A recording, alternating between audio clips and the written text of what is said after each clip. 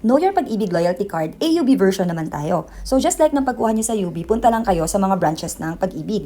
And then prepare lang kayo ng 125 pesos. So itong si AUB, same lang din sila ng function. So dito pwede mong i-receive yung funds na itatransact mo kay Pag-ibig. For example, your MP2 or yung mga loans natin. Pwede ka mag-deposit dito, pwede ka mag-withdraw. So ganun yung function niya. Ano yung requirements natin to get the Pag-ibig Loyalty Card Plus? So kailangan lang mag-fill up ka ng registration, at least meron kang isang Pag-ibig contribution within the last 6 months. So just like pagkukuha ka ng MP2, di ba ganyan din yung requirements niya? And then you have a valid government ID, yung mobile number na active, and then yung payment mo na 125 pesos. Way back 2014, nag-release na sila ng Pag-ibig Loyalty Card. Yun nga lang dito, for discounts lang siya. And wala pa yung ka-tie up na parang may debit card ka.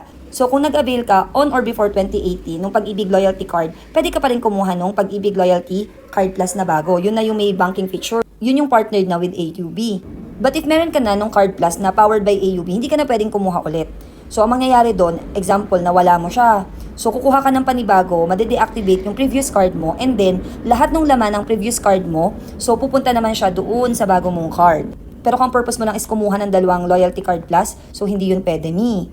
So with AUB na may ATM card built-in, so pwede kang mag-withdraw sa mga BankNet-powered ATMs. Tapos pwede ka rin mag-balance inquiry, pwede ka rin magbayad via POS. So kunyari, nag-mall ka, babayad mo yung card, pwede yun. Pero in case you want to purchase online, so di ba itong itong card natin, meron niyang details sa likod. Hindi mo pwedeng directly i-link yung details na yon. So kapag gusto mo na magpa-purchase ka online, ang gagamitin mo na is itong si Hello Pag-ibig app. So dun sa Hello Pag-ibig app, magbibigay siya sa'yo ng virtual debit card mo. So yung virtual debit card, yun yung pwede mong gamitin para makapag-purchase ka online. Ito din yung nabasa ko before, yung sa account number. Guys, yung account number, iba to sa card number ha. Magkaiba yon. Yung card number mo, makikita mo yon sa back nung physical card. So, nung ATM mo. Yung ATM card, nandun yon. Pero yung account number, hindi mo siya makikita doon. So, yung way mo para makita kay AUB is ibibigay nila yan sa'yo via text message. Or halimbawa, na-delete mo siya. So, anong gagawin mo? Pwede mong i-link yung card mo doon sa Hello Pag-ibig mobile app. Tapos, doon makikita mo na yung account number mo. So, again ha, account number is different from card number. Pwede ka ba daw mag-deposit doon sa AUB mo na Pag-ibig Loyalty Card Plus? Yes na yes, pwede naman. Pero take note, ang maximum balance lang niya is 500,000. So, ito, applicable din to if you will receive your MP2. So, di ba, some of you, ang laki ng MP2, right? So, kung ang kapartner niya is the AUB, so kapag nag-more than 500,000 ka na, hindi ka na pwede dito maglagay ng money. Ang ibibigay na sa'yo dito, check na kasi nga, yung maximum lang nitong card na to, 500,000.